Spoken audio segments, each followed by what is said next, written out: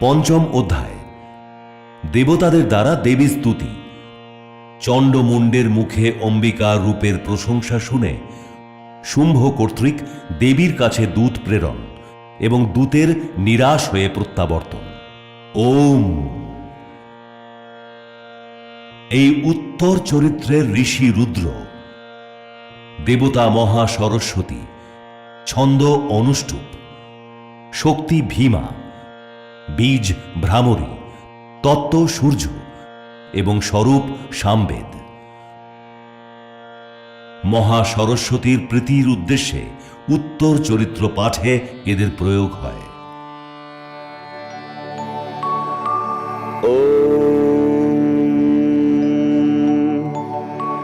ঘণ্টা শূল হলানি শঙ্খ মুসলে চক্রম ধনুঃ সায়কম হস্তাব্জৈর্দধতিম ঘনান্ত বিলসচ্ছিতাম সুতুল্য প্রভাম গৌরী দেহ সমুদ্ভবাম ত্রিজগতামাধারভূতাম মহা পূর্বামত্র সরস্বতীমনুভজে শুম্ভাদি দৈত্যার্দিনী।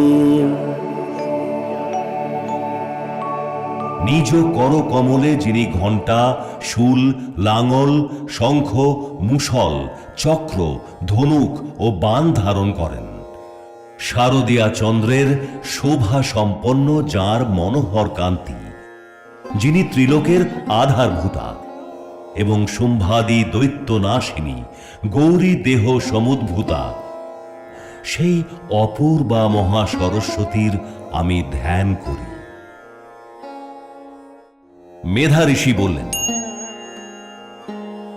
পুরাকালে শুম্ভ ও নিশুম্ভ নামে দুই অসুর বলগর্বে গর্বিত হয়ে শচীপতি ইন্দ্রের থেকে ত্রিলোকাধিপত্য ও যজ্ঞভাগ সমূহ কেড়ে নিয়েছিল।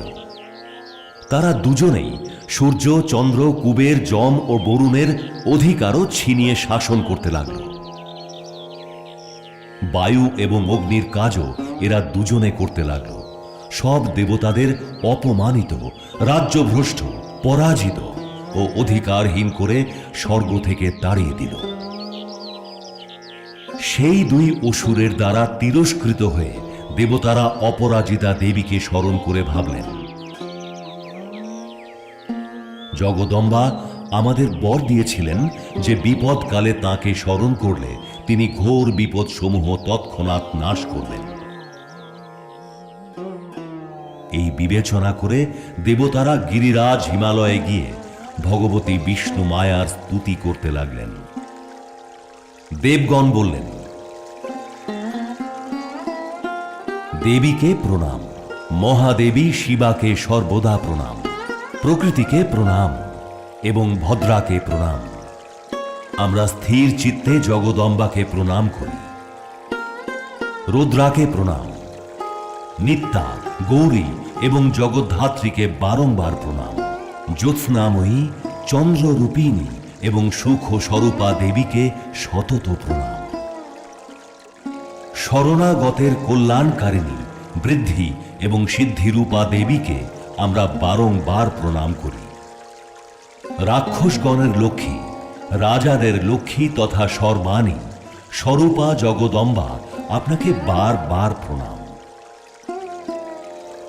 দুর্গা, দুর্গোপারা, সারা, সর্বকারিণী, খ্যাতি, কৃষ্ণা ও ধূম্রা দেবীকে সর্বদা প্রণাম। বিদ্যারূপে অতি সৌম্যা এবং অবিদ্যারূপে অতি রুদ্ররূপা দেবীকে প্রণাম, বারংবার প্রণাম। জগতের আশ্রয় রূপিণী কৃতি দেবীকে বারংবার প্রণাম। যে দেবী সব প্রাণীদের মধ্যে বিষ্ণু মায়া নামে কথিতা হন, তাকে নমস্কার, তাকে নমস্কার, তাকে বারবার নমস্কার। যে দেবী সব প্রাণীর মধ্যে চেতনা নামে অভিহিতা, তাকে নমস্কার, তাকে নমস্কার, তাকে বারবার নমস্কার। যে দেবী সর্বভূতে বুদ্ধি রূপে সংস্থিতা, তাকে নমস্কার, তাকে নমস্কার, তাকে বারবার নমস্কার। যে দেবী সর্বভূতে নিদ্রারূপে বিরাজিতা, তাকে নমস্কার, তাকে নমস্কার, তাকে বারবার নমস্কার। যে দেবী প্রাণীদের মধ্যে ক্ষুধারূপে অবস্থিতা, তাকে নমস্কার, তাকে নমস্কার, তাকে বারবার নমস্কার। যে দেবী সর্বভূতে ছায়ারূপে বিরাজমানা, তাকে নমস্কার, তাকে নমস্কার, তাকে বারংবার নমস্কার। যে দেবী সমস্ত প্রাণীদের মধ্যে শক্তিরূপে অধিষ্ঠিতা, তাকে নমস্কার, তাকে নমস্কার, তাকে বারবার নমস্কার। যে দেবী সর্বভূতে তৃষ্ণারূপে স্থিতা আছেন, তাকে নমস্কার, তাকে নমস্কার, তাকে বারবার নমস্কার। যে দেবী সব প্রাণীদের মধ্যে ক্ষমারূপে অবস্থিতা, তাকে নমস্কার, তাকে নমস্কার, তাকে বারবার নমস্কার। যে দেবী সব প্রাণীদের মধ্যে জাতি রূপে সংস্থিতা, তাকে নমস্কার, তাকে নমস্কার, তাকে বারবার নমস্কার। যে দেবী সর্বভূতে লজ্জারূপে অবস্থিতা, তাকে নমস্কার, তাকে নমস্কার, তাকে বারবার নমস্কার। যে দেবী সমস্ত প্রাণীর মধ্যে শান্তি রূপে রয়েছেন, তাকে নমস্কার, তাকে নমস্কার, তাকে বারবার নমস্কার। যে দেবী সর্বভূতে শ্রদ্ধারূপে বর্তমান রয়েছেন, তাকে নমস্কার, তাকে নমস্কার, তাকে বারবার নমস্কার। যে দেবী সর্বজীবে কান্তি রূপে বিরাজ করছেন, তাকে নমস্কার, তাকে নমস্কার, তাকে বারবার নমস্কার। যে দেবী সর্বভূতে লক্ষ্মী রূপে অবস্থিতা, তাকে নমস্কার, তাকে নমস্কার, তাকে বারবার নমস্কার। যে দেবী সব প্রাণীর মধ্যে বৃত্তিরূপে স্থিতা, তাকে নমস্কার, তাকে নমস্কার, তাকে বারবার নমস্কার। যে দেবী সর্বভূতে স্মৃতিরূপে বর্তমান, তাকে নমস্কার, তাকে নমস্কার, তাকে বারবার নমস্কার। যে দেবী সমস্ত প্রাণীর মধ্যে দয়ারূপে বিরাজিতা, তাকে নমস্কার, তাকে নমস্কার, তাকে বারবার নমস্কার। যে দেবী সমস্ত জীবের মধ্যে তুষ্টিরূপে সংস্থিতা, তাকে নমস্কার, তাকে নমস্কার, তাকে বারবার নমস্কার। যে দেবী সর্বভূতে মাতৃরূপে অবস্থিতা, তাকে নমস্কার, তাকে নমস্কার, তাকে বারবার নমস্কার। যে দেবী সর্বজীবে ভ্রান্তি রূপে বর্তমান, তাকে নমস্কার, তাকে নমস্কার, তাকে বারবার নমস্কার। সমস্ত জীবগণের ইন্দ্রিয়াদি বর্গের অধিষ্ঠাত্রী দেবী রূপে এবং সর্বজীবের মধ্যে ব্যাপ্তা সেই বিশ্বব্যাপিকা দেবীকে বারবার নমস্কার।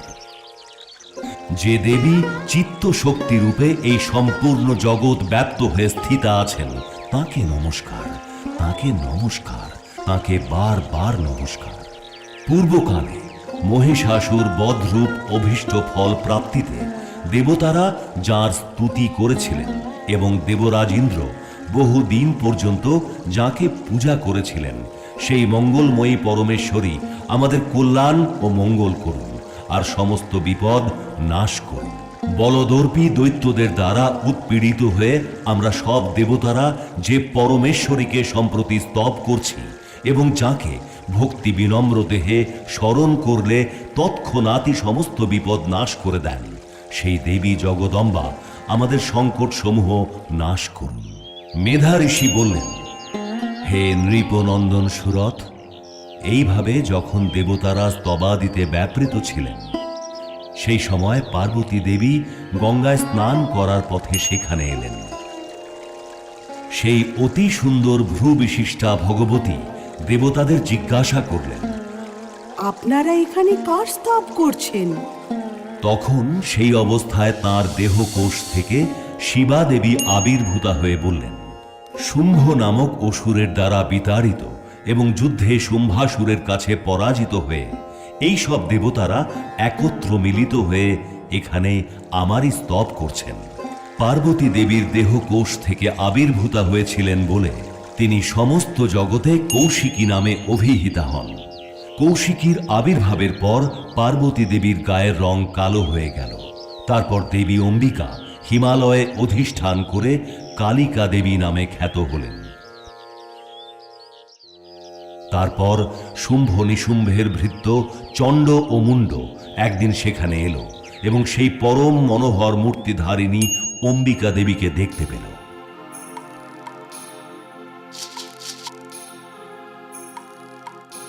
তারা ফিরে গিয়ে শুম্ভকে বলল, মহারাজ, পরমা সুন্দরী একটি নারী তার দিব্য অঙ্গ শোভায় হিমালয় আলো করে অবস্থান করছেন। এই রকম অপূর্ব রূপ কেহ কখনো কোথাও দেখেনি। হে অসুরাধিপতে, সেই নারীর বিষয়ে খোঁজ করে তাকে গ্রহণ করুন। নারীদের মধ্যে সে একটি রত্ন, তার প্রতিটি অঙ্গ অতীব সুন্দর এবং সে নিজের শ্রী অঙ্গের প্রভায় 10 দিক আলো করে রয়েছে। হে দৈত্যরাজ, তিনি এখন হিমালয় পর্বতে রয়েছেন। তিনি আপনার দর্শনযোগ্যা। হে প্রভু, ত্রিভুবনে যেসব মণিমাণিক্য, হাতি, ঘোড়া ইত্যাদি যত রত্ন আছে, এ সবই বর্তমানে আপনার প্রাসাদে শোভা পাচ্ছে। গজরাজ ঐরাবত, পারিজাত বৃক্ষ এবং এই উচ্চৈশ্রবা অশ্ব, এ সবই আপনি ইন্দ্রের কাছ থেকে নিয়েছেন। রত্নস্বরূপ হংসযুক্ত এই আশ্চর্য বিমান আপনার অঙ্গনে শোভিত রয়েছে। এই অপরূপ বিমান আগে ব্রহ্মার অধিকারে ছিল, এখন আপনি এখানে নিয়ে এসেছেন। এই মহাপদ্ম নামক নিধি আপনি কুবেরের কাছ থেকে জয় করে এনেছেন। সমুদ্র আপনাকে কিঞ্জলকিনী মালা উপহার দিয়েছে, যে মালা কেশরের দ্বারা সুশোভিত এবং যে মালা অম্লান পদ্মে রচিত। সুবর্ণ বর্ষণকারী বরুণের ছত্র এবং প্রজাপতির এই শ্রেষ্ঠ রথ এখন আপনার অধিকারে আপনার প্রাসাদে রয়েছে। হে দৈত্যেশ্বর, যমের উৎক্রান্দিতা নামে শক্তি অস্ত্র আপনি এনেছেন এবং বরুণের পাশ এবং সমুদ্রে উৎপন্ন সর্ববিধ রত্ন আপনার ভাই নিশুম্ভের অধিকারে রয়েছে। অগ্নিদেবও কেবলমাত্র অগ্নিতেই শুদ্ধ হয় এমন 2টি বস্ত্র আপনাকে দিয়েছে। হে দৈত্যরাজ, এইভাবে সমস্ত রত্নই আপনি সংগ্রহ করেছেন। সুতরাং স্ত্রীদের মধ্যে রত্নস্বরূপ এই কল্যাণময়ী দেবীকে কেন আপনি অধিকার করছেন না? মেধা ঋষি বললেন, চণ্ড ও মুন্ডের মুখে এই কথা শুনে শুম্ভ মহাসুর সুগ্রীবকে দূত করে দেবীর কাছে পাঠালো এবং তাকে বলে দিল, তুমি আমার নির্দেশ অনুসারে আমার জবানিতে তাকে গিয়ে এই কথা বলবে আর এমন ব্যবস্থা করবে যাতে প্রফুল্ল মনে সে শীঘ্রই এখানে আসে। অতি রমণীয় পাহাড়ের চূড়ায় যেখানে দেবী বিরাজ করছিলেন, সেখানে গিয়ে সেই দূত অতি মধুর স্বরে কোমলভাবে বলল। দূত বলল, দেবী, দৈত্যেশ্বর শুম্ভ ত্রিভুবনের অধিপতি, আমি তার কাছ থেকে দূত হয়ে আপনার কাছে এসেছি। দৈত্যরাজের আদেশ দেবতাদের মধ্যে অলঙ্ঘনীয়, কেউই তার অন্যথা করতে পারে না। তিনি সমস্ত দেবকুলকে পরাজিত করেছেন। তিনি আপনার জন্য যে বার্তা পাঠিয়েছেন তা আমি বলছি, আপনি শুনুন। সমগ্র ত্রিভুবন আমার অধীন, দেবরাজ আমার বশীভূত। দেবতাদের উদ্দেশ্যে ভিন্ন ভিন্ন ভাগে দেওয়া যোগ্য ভাগও আমি পৃথক পৃথক ভাবে ভোগ করি। এই 3 লোকে যত শ্রেষ্ঠ রত্ন আছে, এ সবই আমার দখলে। দেবরাজ ইন্দ্রের বাহন ঐরাবত, যে নাকি হস্তি শ্রেষ্ঠ, আমি তা বলপূর্বক হরণ করেছি। ক্ষীর সমুদ্র মন্থনের সময় যে অশ্বরত্ন উচ্চৈশ্রবা উদ্ভূত হয়েছিল, দেবতারা আমার পায়ে পড়ে সেই উচ্চৈশ্রবাকে আমায় সমর্পণ করেছে। হে সুন্দরী, দেবতা, গন্ধর্ব, সর্পদের অধিকারে যত কিছু রত্নতুল্য শ্রেষ্ঠ বস্তু আছে, সবই এখন আমার অধিকারে। হে দেবী, আমরা এই জগতে স্ত্রী জাতির মধ্যে আপনাকে রত্নতুল্য মনে করি। সুতরাং আপনি আমার ঘরে আসুন, কারণ আমি শ্রেষ্ঠ রত্নসমূহের উপভোগের যোগ্য একমাত্র পাত্র। হে চঞ্চল কটাক্ষী সুন্দরী, আপনি আমাকে অথবা মহাপরাক্রমশালী আমার ভাই নিশুম্ভকে বরণ করুন, কারণ আপনি রত্নস্বরূপা। আমাকে বরণ করলে আপনি অতুলনীয় মহা ঐশ্বর্য লাভ করবেন। বুদ্ধি দিয়ে এই সব ভালোভাবে বিচার করে আপনি আমার পত্নী হন। মেধা ঋষি বললেন, দূতের মুখে এই বার্তা শুনে মঙ্গলময়ী ভগবতী দুর্গা দেবী, যিনি এই জগৎকে ধারণ করে রয়েছেন, মনে মনে গম্ভীরভাবে মুচকি হেসে বললেন। দেবী বললেন, হে দূত, তুমি সত্য কথাই বলেছ, এতে বিন্দু মাত্র সংশয় নেই। শুম্ভ ত্রিলোকের অধিপতি এবং নিশুম্ভ তার তুল্য পরাক্রমশালী। কিন্তু এ বিষয়ে আমার যে একটা প্রতিজ্ঞা রয়েছে, সেই প্রতিজ্ঞাটা শোনো। যে আমাকে যুদ্ধে হারাতে পারবে, যে আমার দর্প চূর্ণ করতে পারবে এবং জগতে যে আমার সমতুল শক্তিশালী হবে, সেই আমার স্বামী হবে। অতএব শুম্ভ অথবা মহাসুর নিশুম্ভই স্বয়ংই এখানে আসুক এবং আমাকে পরাজিত করে শিগগিরই আমার পানি গ্রহণ করুক। আর বিলম্বের কি প্রয়োজন? দূত বলল, হে দেবী, আপনি গর্বিত হয়ে রয়েছেন। আমার সামনে এরকম কথা বলবেন না। ত্রিভুবনে এমন কোন পুরুষ আছে যে শুম্ভ ও নিশুম্ভের সামনে দাঁড়াতে পারে? হে দেবী, যুদ্ধে অন্যান্য দৈত্যদের সম্মুখে যখন সমস্ত দেবতারাই একত্রে টিকতে পারে না, তাহলে আপনি একাকিনী স্ত্রী হয়ে কিরূপে সম্মুখীন হবেন? ইন্দ্রাদি দেবতারা পর্যন্ত যে শুম্ভাসুরদের সামনে যুদ্ধে স্থির থাকতে পারে না, সেখানে নারী হয়ে আপনি কি করে স্থির থাকবেন? সুতরাং আমার কথা শুনে আপনি শুম্ভ নিশুম্ভের কাছে চলুন। এ কাজ করলে আপনার সম্মানও পুরোপুরি রক্ষা হবে। নয়তো চুলের মুঠি ধরে টানতে টানতে নিয়ে গেলে আপনার সম্মান ধুলায় লুটিয়ে যাবে। দেবী বললেন, তোমার কথা ঠিকই। শুম্ভ মহাবলবান, নিশুম্ভ অতি পরাক্রমশালী। কিন্তু কি করব? আমি যে না বুঝেই আগেই প্রতিজ্ঞা করে রেখেছি। সুতরাং তুমি এখন যাও। আমি তোমাকে যা কিছু বললাম সেই সব দৈত্যরাজকে সাদরে গিয়ে জানাও। তারপর সে যা ভালো মনে হয় করবে।